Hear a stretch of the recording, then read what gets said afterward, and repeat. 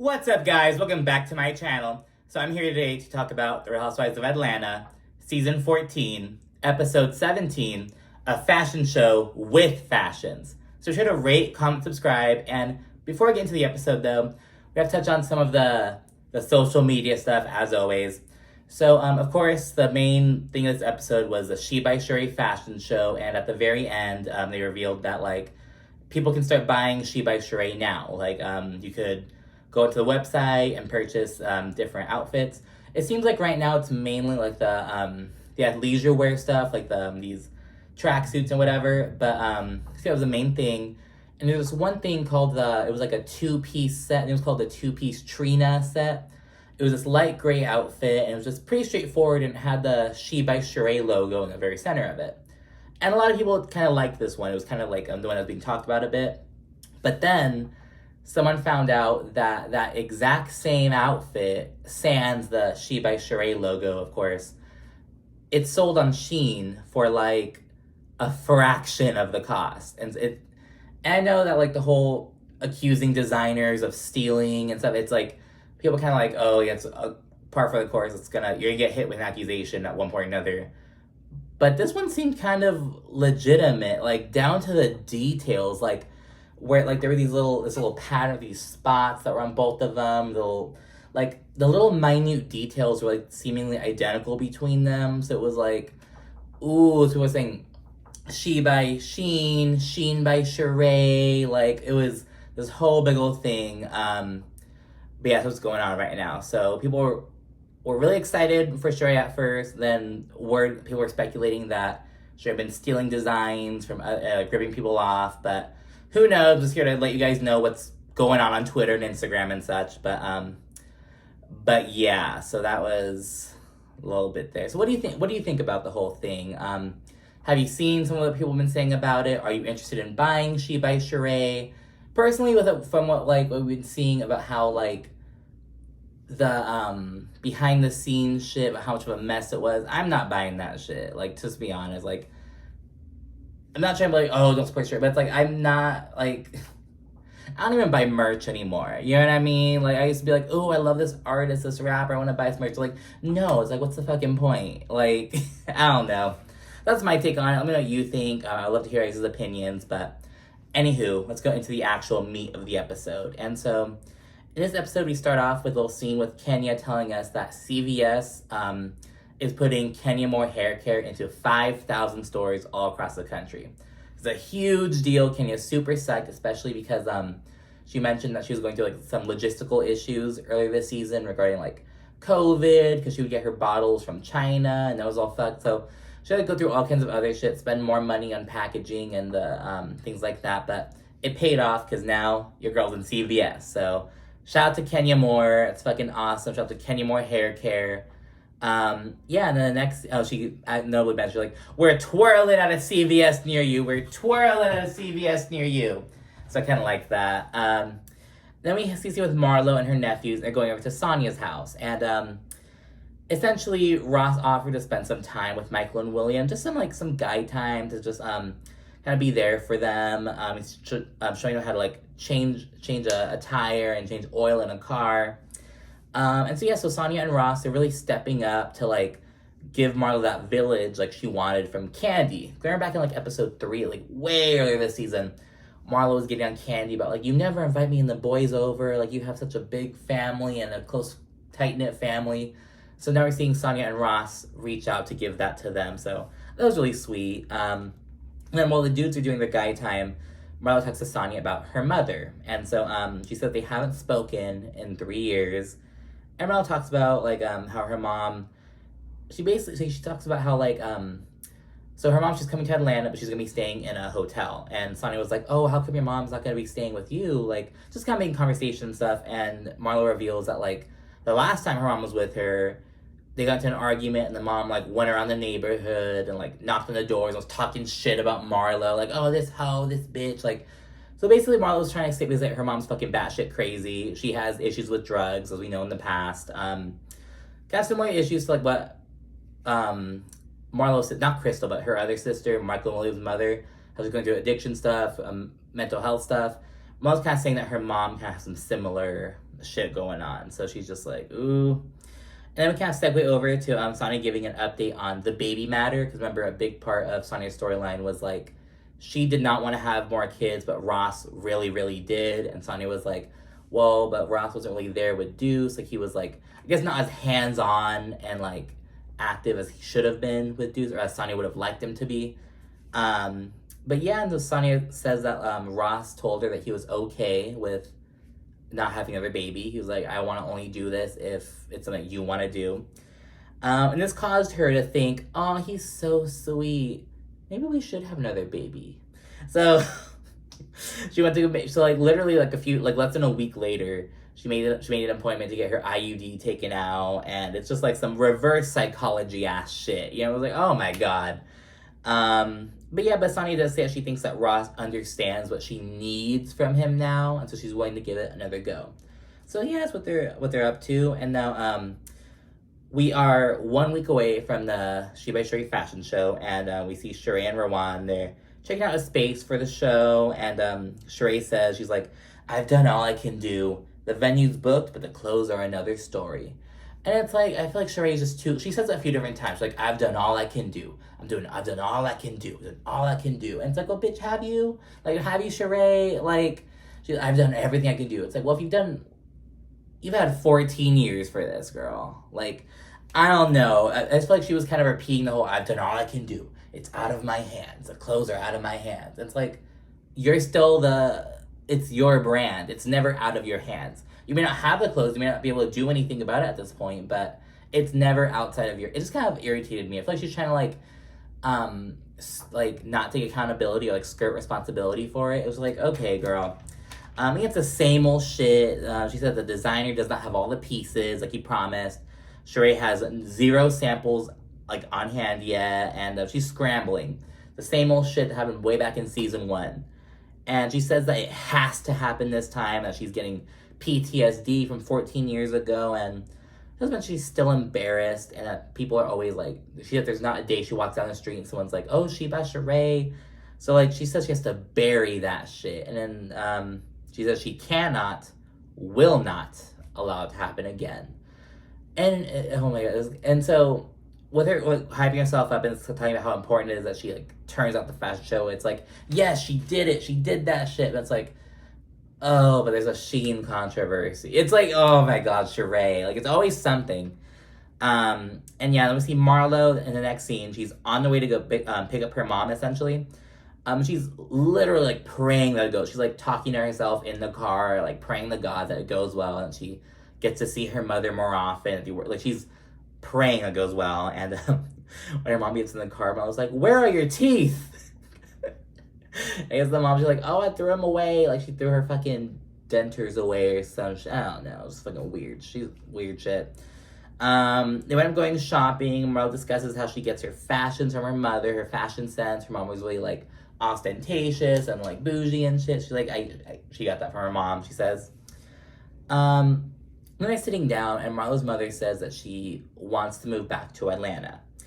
But Marlo says that she wants to ensure that she's all good at first, because the mom's living in West Memphis, Arkansas right now. And yeah, then Marlo's mom, she kind of turns the tables. She's like, oh, well, you know, you've also hurt me a lot in the past. Marlo's mom pulled a Marlo. You know, Marlo's always quick to be like, oh, yes, I understand I hurt you, but you hurt me too. Or like, that's kind of what Marlo's mom is doing too. It's like, you totally see where she gets it from. Marlo's mom is like, oh, yes, I know I hurt you, but you done hurt me too, Marlo. It's like, we're not, okay, girl. And Marlo's mom says that, oh, she was hurt in the past because Marlo kicked her out of the house. Because Marlo bought a house for her mother, or had a sugar daddy buy a house for Marlo's mom. And Marlo kicked her out at one point. And she provides more context to the shit she was pulling. Like, she was doing drugs, having drugs being sold in the house while Michael and William were living there. And Marlo says that the house was very important to her. She was like, I'm buying this property so that way none of the children will have to go through foster care. They'll always have a place to go. But she realized, well, like, what the fuck's going on here? So she kicked her out. And I don't think Marlo was wrong for that. I do not think she was wrong for kicking her mom out for not. It's like, you can't, like, no, honestly. It's like, you're not meeting your end of the agreement. You know what I mean? But yeah, they both get emotional. Marlo says that she needs her mom, and her mom she like implores Marlo to like stop staying away and stop like shielding herself, because Marlo says like, I stay away because I don't want to get hurt, and the mom's like, you don't have to worry about being hurt anymore. This whole emotional moment, and to be honest, this is the other scene where Marlo's mom comes out. I am like so confused because she just switches. She's old. That shit happened, but like she switches the conversation so fucking quickly. I'm like, huh? It makes me feel like I have to like take notes and like, but it's she's some on her shit. We see Kenya. She's at CVS for the unveiling of her Kenya Moore hair care like end cap. She's super happy. Kandi, Sanya, and Drew are there for support and just giving her props and shit. Then afterwards, after they cut the ribbon and shit, they've been discussing She by Shereé. And Kenya says that Shereé originally wanted 22 pieces in the show. Then she scaled it back to 15. And she currently has 5. And Drew says, well, at least we'll see something.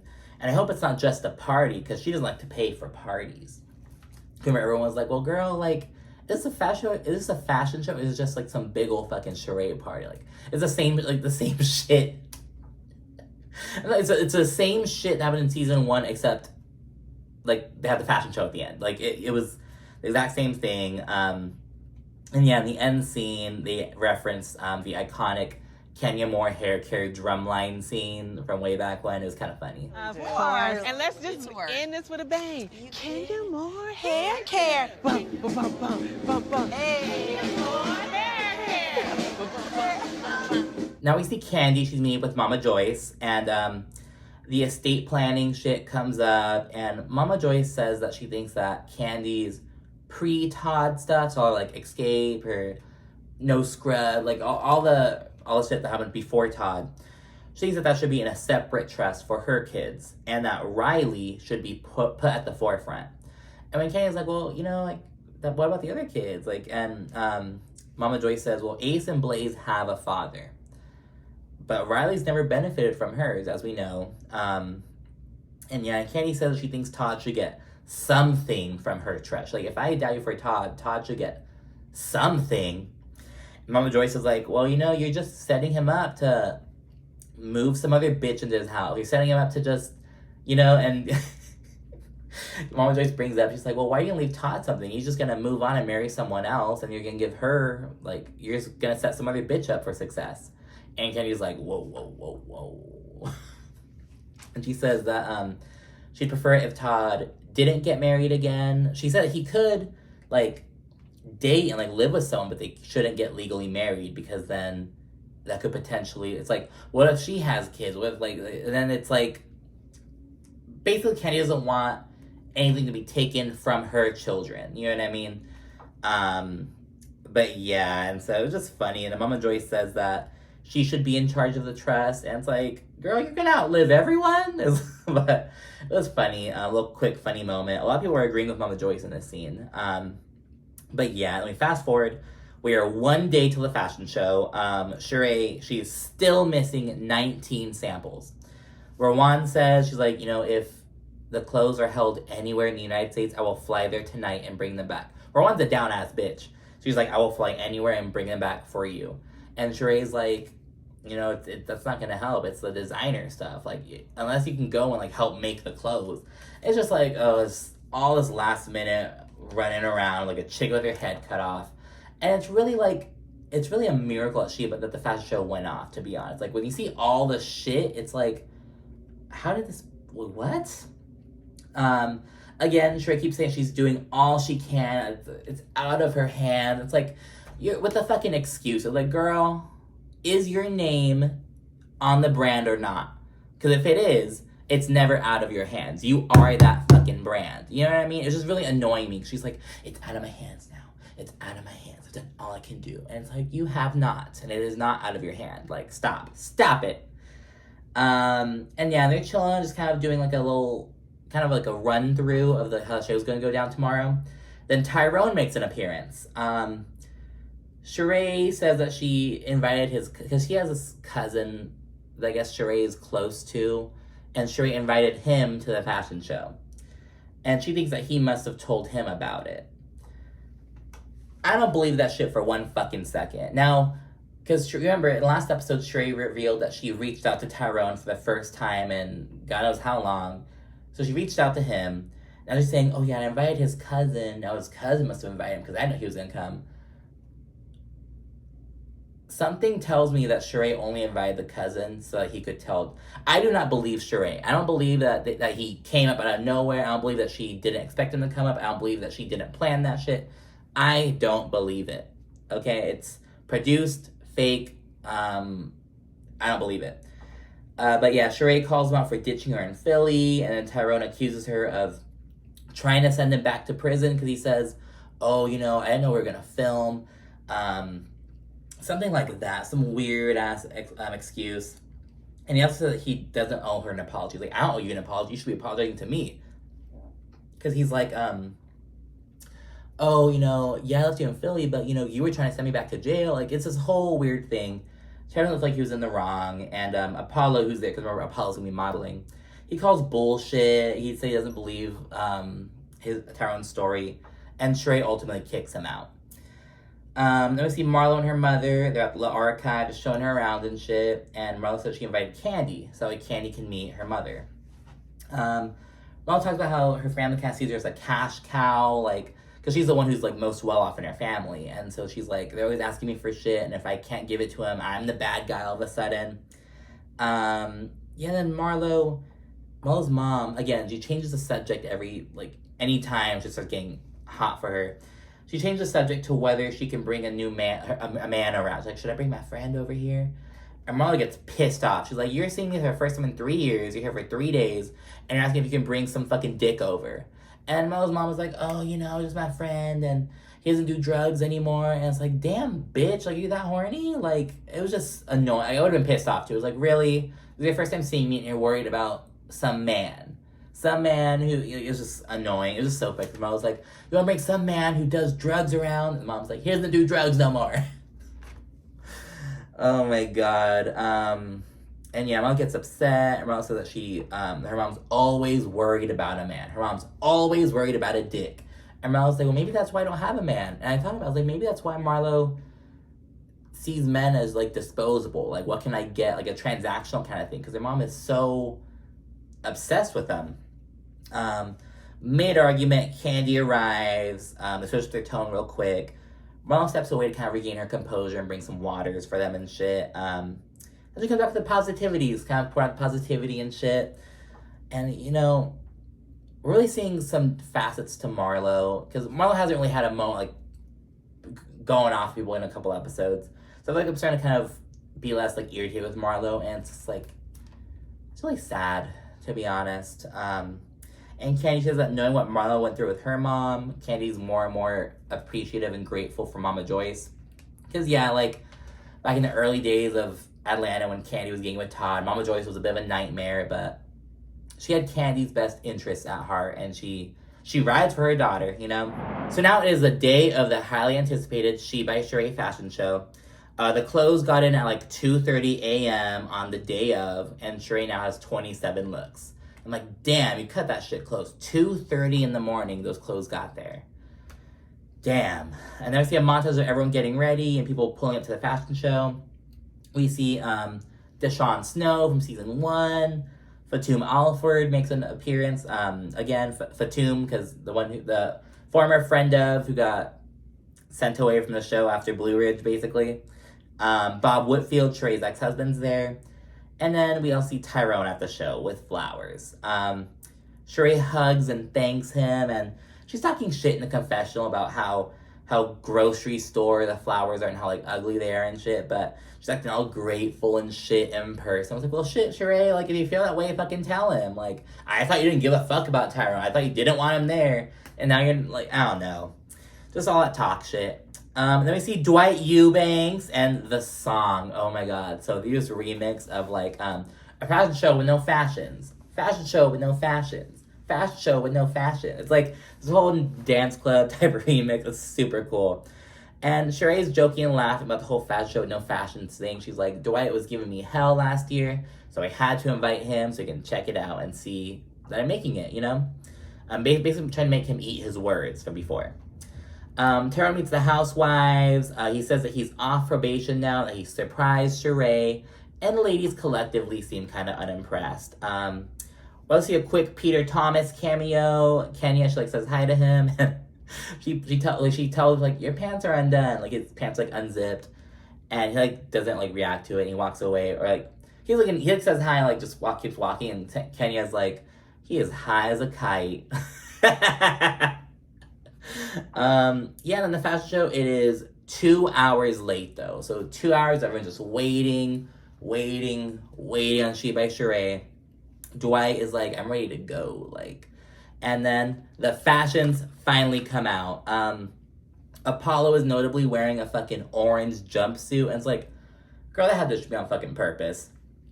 The fucking ex-con and the orange jumpsuit, it was a little funny moment. The show goes well. Everyone's very impressed with it. Drew in the confessional, she's like, it was definitely worth the wait. Well, maybe not the whole 14-year wait, but it was good. Because 14 years is a long time. And both times, season 1, season 13, or season 14, excuse me. Both times are scrambling, trying to get, the shit. It's but it came off this time. Sheree's psyched, everyone's hyping her up. Tyrone asks if we could talk to her, but she says no. That's an end to Prison Bay. That's why I think it was fucking forced. It's Sheree's one, I don't know. I don't believe the whole, it's well, if you didn't want Tyrone there, why didn't you, have security not, why'd security let him in? I don't know. Then the ladies, they strut down the runway, and there's an edited in remix to, one of their iconic sayings, before the end card. Remember, Dwight, it was a fashion show with no fashions. Fashion show with no fashions. Fashion show with no fashions. And with Sanya's actually really good. She's walking down. It's I'm a 4-time Olympic gold medalist. I'm a 4-time Olympic gold medalist. I'm a 4-time Olympic gold medalist. And her update is that she's trying for baby number 2, as we know. Kandi's is, bitch, I'm worldwide. Bitch, I'm worldwide. Worldwide. And hers is something about, she's still working on the estate shit, and she's working on another Broadway play. Drew's, it's arf, arf, arf. I'm from Chicago, bitch. I like Drew's, to be honest. That thing was something about Ralph's book, nothing too noteworthy. Marlo's is, I'm a legend. Get your house pressure washed, something like that. Get your house pressure washed. About her new home, Hampton's 2.0, because she's building a new home soon. Something about that. Kenya's is, I am the moment, bitch. I am the moment, bitch. I am the moment. Her update was on her in Brooklyn. They're traveling Europe, spending the summer out there. And with Shereé, hers was, who gon' check me, boo? Who gon' check me, boo? And her update was, of course, the She by Shereé launch, letting the audience know that in 25 seconds you can buy She by Shereé. And it is all good vibes. Fun, good vibes all around. And that is the end of the episode. So let me know what you thought about this whole season so far. What do you think about, will you be buying She by Shereé? What do you think about the whole Shein by Shereé, She by Shein controversy? And, well, bitch, what do you think about the song? I'm telling you, I'm going to a club tonight. I'm gonna have these songs in my mind. A fashion show with no fashions. Fashion show with no fashions. But anyways, be sure to rate, comment, subscribe, let me know, and stay tuned for more. Thank you for watching. Bye.